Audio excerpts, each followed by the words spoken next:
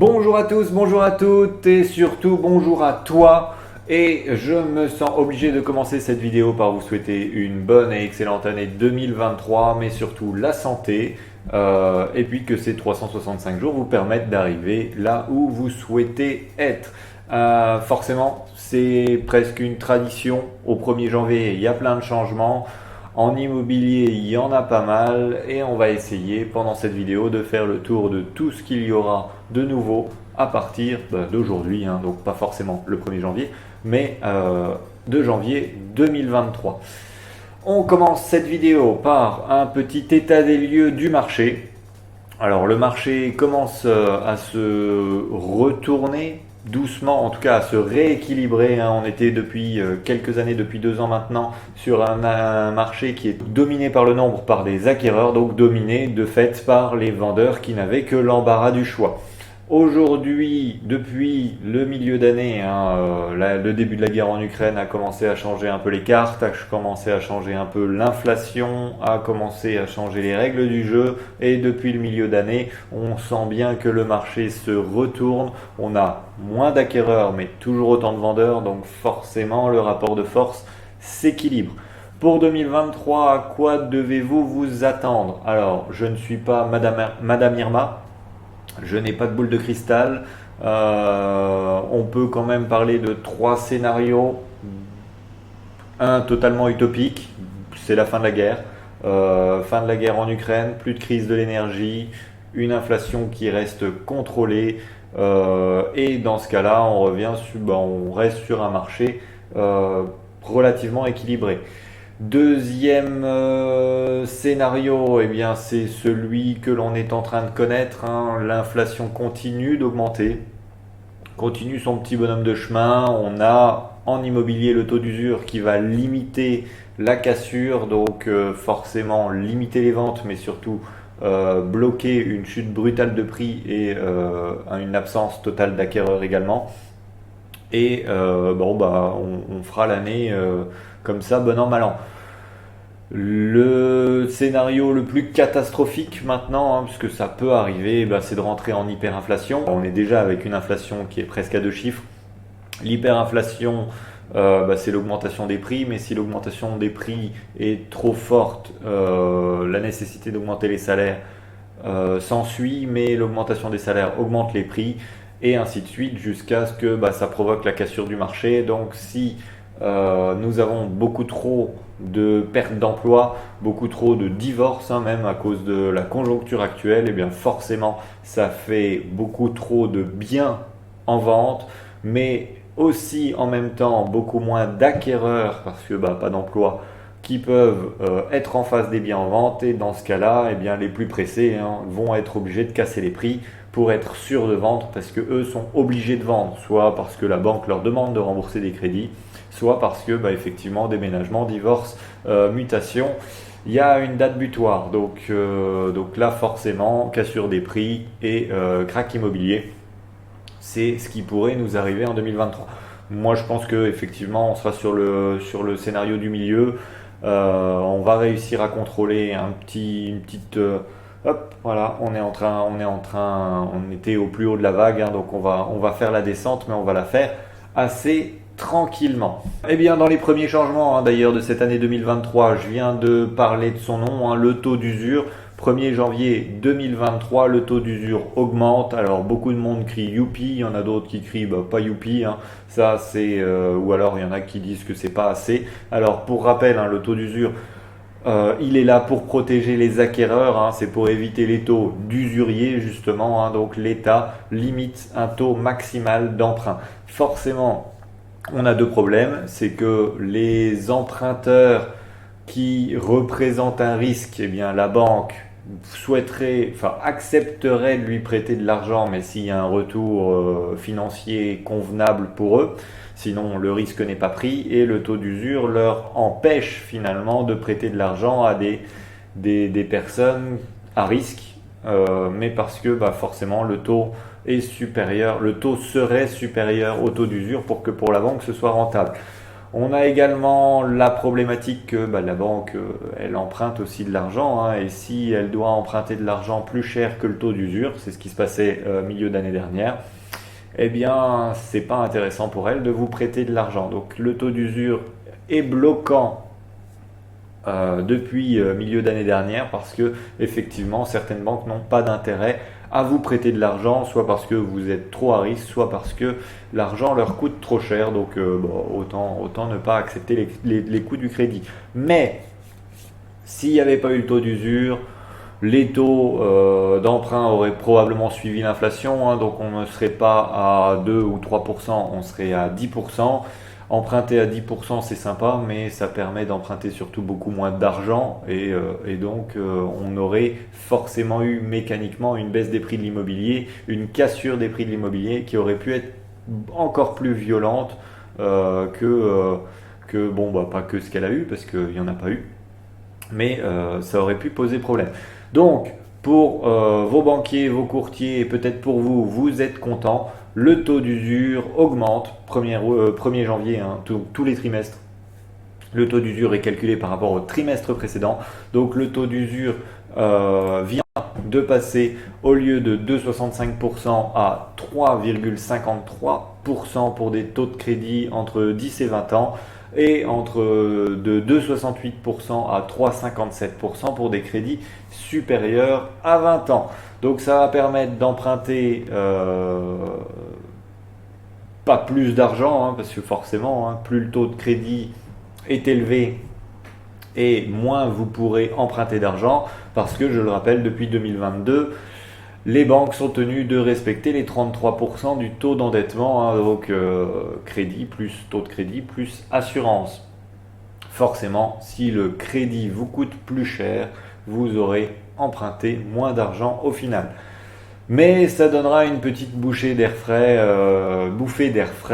pour les banques et pour certains acquéreurs. Jusqu'à quand, on ne sait pas, parce que forcément, hein, on est toujours avec cette inflation. Donc le 3,53% ne suffira plus peut-être d'ici 15 jours, un mois, comme l'augmentation du quatrième trimestre 2022 à 2,65% n'avait pas tenu longtemps. Donc il faudra attendre la fin du trimestre et le 1er avril pour une nouvelle augmentation du taux d'usure pour les banques.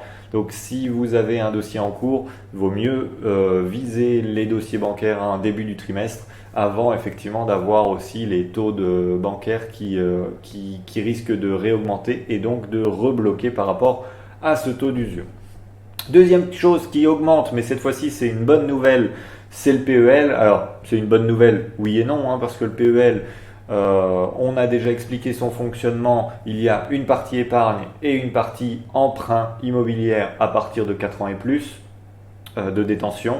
La partie épargne change depuis aujourd'hui. Donc depuis 2016, ça n'avait pas changé, hein. L'épargne était à 1% sur votre PEL. Si vous ouvrez un PEL aujourd'hui, il passe à 2%.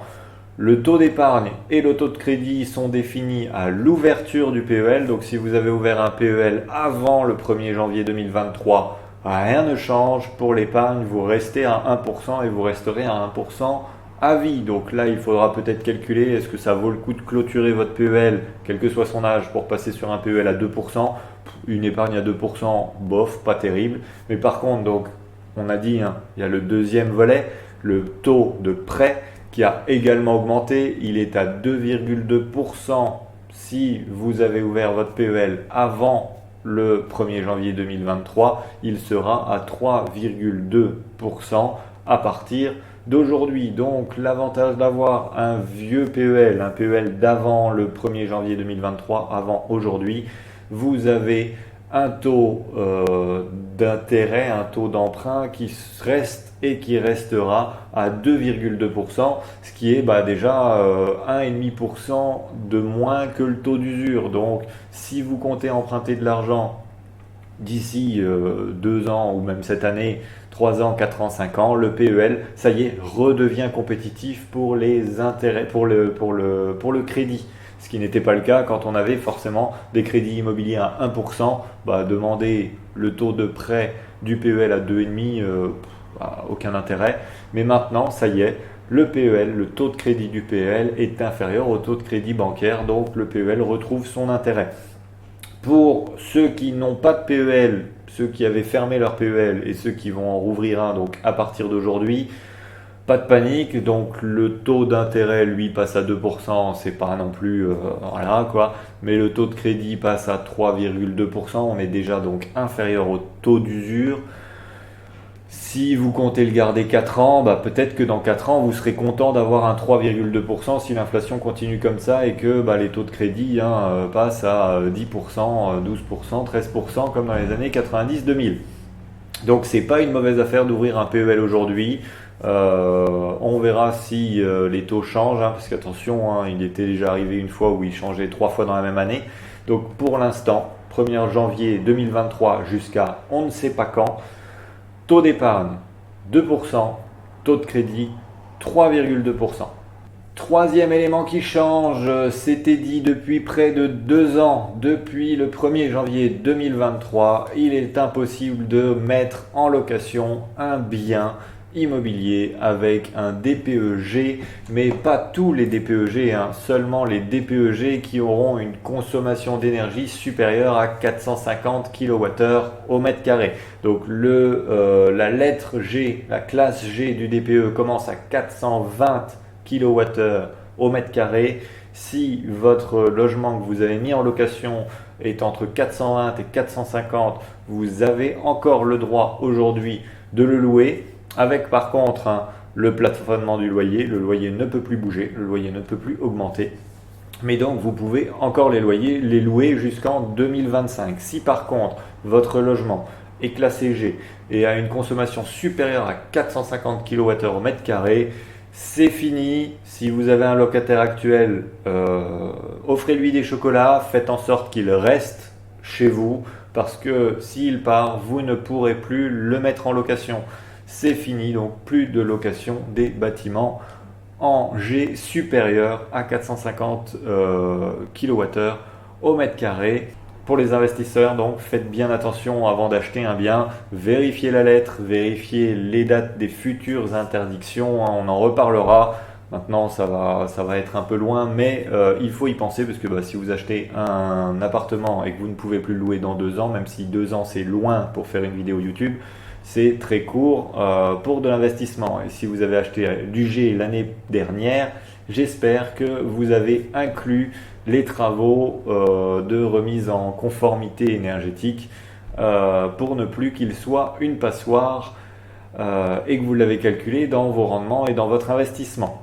Et justement, peut-être que vous avez bien calculé votre coût en achetant une passoire thermique, parce qu'à partir du 1er janvier 2023, vous avez le droit d'avoir un déficit foncier qui est 2 fois supérieur à l'année dernière. Donc le déficit foncier était limité à 10 700 € en 2022, et depuis le 1er janvier 2023, vous pouvez aller jusqu'à 21 400 € à partir du moment où c'est pour une rénovation énergétique d'un bien immobilier en classe E, F et G. Ce plafond est applicable pour tous les travaux et les dépenses réalisées entre le 1er janvier 2023 et le 31 décembre 2025. Cette nouvelle année marque également la création du plan pluriannuel de travaux. Alors ça concerne tous les biens en copropriété, et dans un premier temps, pour le 1er janvier 2023, ça ne concerne que pour les copropriétés qui ont plus de 200 lots. Donc à partir de cette année,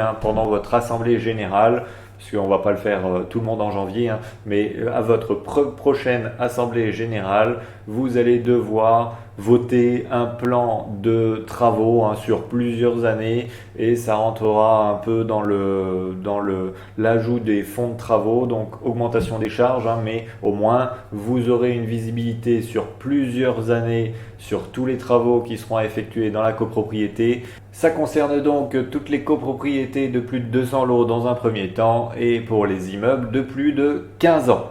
Avant de continuer dans les mauvaises nouvelles, la bonne nouvelle pour cette année, eh bien ça y est, c'est la fin officielle de la taxe d'habitation. Alors vous n'étiez plus trop nombreux à la payer, hein, c'était les 20% des foyers les plus aisés qui continuaient à payer la taxe d'habitation avec un dégrèvement d'une 65%. Eh bien ça y est, donc si vous l'avez payé en 2022, même cette petite fin que vous avez payée en 2022, c'était la dernière fois pour vos résidences principales, hein, pas pour les résidences secondaires, mais pour les résidences principales. Cette année, en 2023, personne ne payera la taxe d'habitation. Bon bah super, au moins dans toute cette liste de modifications, on aura eu un petit avantage. Si la taxe d'habitation sur les résidences principales a été supprimée, par contre, hein, la taxe foncière sur votre résidence principale et la taxe foncière et la taxe d'habitation sur votre ou votre résidence secondaire, eux, malheureusement, suivent l'inflation en plus de l'augmentation votée par les communes. Elle suit l'inflation, et pour l'INSEE, l'inflation de l'année dernière, hein, c'est 7,1%. Donc ça veut dire que votre taxe foncière et votre taxe d'habitation, pour si vous avez des biens qui nécessitent de la payer, va déjà au minimum augmenter de 7,1% en 2023. Vous aurez également, si vous avez une résidence secondaire, la surtaxe qui va être modifiée, hein, donc un taux de 60% par rapport à vos taxes en plus. Elle concernait uniquement les communes en zone tendue et de plus de 50 000 habitants. Cette dernière condition a été supprimée, donc maintenant si vous avez un bien en résidence secondaire dans une zone tendue, quel que soit le nombre d'habitants, vous payerez la surtaxe pour vos résidences secondaires. Si ce ne sont pas des résidences secondaires, mais que du coup vous n'avez pas de locataires à l'intérieur, eh bien c'est la même chose. La taxe sur les logements vacants, qui était de 12,5% pour un logement vacant depuis un an, on va passer à 17%. Et la deuxième année, à partir de la deuxième année, au lieu de 25%, ce sera 34%. Donc augmentation de la taxe sur les logements vacants. Et comme pour la surtaxe des résidences secondaires, suppression de la condition de 50 000 habitants pour la commune, hein, donc les logements vacants. Cette taxe de logements vacants concerneront donc tous les biens qui sont en zone tendue, quel que soit le nombre d'habitants de la commune où vous avez votre bien. Il va être peut-être temps de mettre un locataire dedans. Alors, si votre logement vacant est en classe G, là par contre, va falloir se dépêcher, hein, pour changer les fenêtres, parce que ça va commencer à piquer. Autre taxe qui augmente, c'est la taxe d'aménagement sur les piscines, hein. Depuis 2011, elle était à 200 € du mètre carré. À partir du 1er janvier 2023, elle passe à 250 € du mètre carré, hein, 50 € de plus par mètre carré. Et puis surtout, à partir d'aujourd'hui, hein, la valeur sera basée sur le coût de la construction qui est publié par l'INSEE. Donc au lieu d'être un forfait et fixe par décret, les 250 € vont continuer à augmenter par rapport au coût de la construction. Mauvaise nouvelle également pour ceux qui voulaient faire de l'investissement locatif grâce à la loi Pinel, hein, le Pinel baisse. Bon. Voilà. Alors là où les taux de réduction d'impôt étaient de 12, 18 et 21% pour des contrats de location de 6, 9 et 12 ans, pour des engagements de location de 6, 9 et 12 ans, on va passer donc à 10,5, 15 et 17,5%. Donc une baisse, hein, et l'année prochaine, ça baissera encore. Donc prenez en compte ça avant d'investir. Si vous voulez bénéficier de l'ancien Pinel, hein, donc du 12, 18, 21%, il va falloir passer au Pinel Plus. Alors c'est plus, non pas parce que c'est plus, donc le Pinel Plus c'est exactement comme l'ancien Pinel, les mêmes taux, donc c'est pas mieux que l'ancien Pinel. Et par contre, ça ne concerne que les quartiers prioritaires de la ville ou alors les logements qui seront écologiques, extrêmement écologiques, donc qui respecteront des normes qui seront supérieures à la réglementation RE 2020. Mais ça, c'est pas pour avoir du plus, c'est juste pour avoir l'ancien Pinel. Et si votre appartement n'est ni en QPV ni respecte la règle du RE 2020, supérieur à RE 2020, eh bien malheureusement, vous aurez un taux de réduction d'impôt réduit. Il y a également un dispositif qui disparaît totalement, c'est le Censi-Bouvard. Alors le Censi-Bouvard, c'était un dispositif fiscal qui vous permettait de bénéficier d'une réduction d'impôt sur le revenu de 11% du total de l'acquisition, alors limité annuellement à 300 000 euros. C'était si vous achetiez un appartement neuf dans une résidence meublée avec des services seniors ou étudiants. Eh bien ça y est, c'est fini. Donc arrêtez d'acheter des appartements meublés avec services de seniors ou étudiants en neuf. A priori, il y en a assez. Vous n'aurez plus la réduction d'impôt sur le revenu donc de 11% du prix d'acquisition si c'était dans vos plans pour cette année. Désolé, c'est trop tard, il fallait le faire l'année dernière. On termine avec MaPrimeRénov'. Alors, je ne dis pas forcément de choses sur la prime rénov', parce que c'est en février que MaPrimeRénov' changera. Donc, on aura largement le temps d'en reparler et on fera surtout une vidéo de qu'est-ce qui change dans l'immobilier en février. Mais à partir du 1er janvier, à partir du moment où vous allez faire une demande de financement à l'ANA pour MaPrimeRénov', il va falloir avoir un accompagnateur, donc ça s'appelle mon accompagnateur rénov'. Et vous allez devoir donc avoir une personne qui est agréée par l'État pour pouvoir faire les démarches au niveau des devis et des travaux avec les artisans, plutôt que juste on vous donne l'argent ou on donne l'argent à l'artisan. Et puis effectivement, il y avait deux trois entreprises qui abusaient un peu avec les isolations à 1 euro, etc. etc. Donc l'accompagnateur est obligatoire pour la personne qui fait les travaux, pas pour l'artisan. Donc ce sera à vous d'être accompagné par une personne agréée avant de commencer vos travaux, avant de toucher vos aides. Un petit bonus, histoire d'anticiper un peu, on aura le temps d'en reparler, mais c'est surtout à partir de maintenant qu'il faut prendre en compte cette information. À partir du 1er avril, vous serez en tant que vendeur d'un bien immobilier obligé de faire un audit énergétique pour tous les appartements et maisons en classe F et G. Alors attention, l'audit énergétique sera à fournir soit au compromis, soit à l'acte authentique, c'est-à-dire que si vous souhaitez vendre, c'est maintenant, une mise en vente doit être maintenant pour être sûr d'arriver sur la table du notaire avant le 31 mars 2023, parce que si vous signez un acte authentique après le 1er avril, à partir du 1er avril, l'audit devient obligatoire. Et voilà, on a déjà fait le tour de, quand même une longue liste de nouveautés pour l'immobilier en 2023. J'espère que ça vous a plu. Comme d'habitude, n'hésitez pas à lâcher un pouce bleu, à partager et surtout à vous abonner si ce n'est pas fait. Parce que moi, ma grande résolution pour 2023, c'est d'arriver à 1000 abonnés sur cette chaîne avant la fin de l'année. Allez, je vous dis à très bientôt, très vite, parce que si je veux 1000 abonnés, il y aura beaucoup de vidéos. Allez, ciao, bye bye, n'hésitez pas à me dire ce que vous en avez pensé en commentaire et posez vos questions, j'essaierai d'y répondre en vidéo ou en commentaire. Allez, à plus, ciao.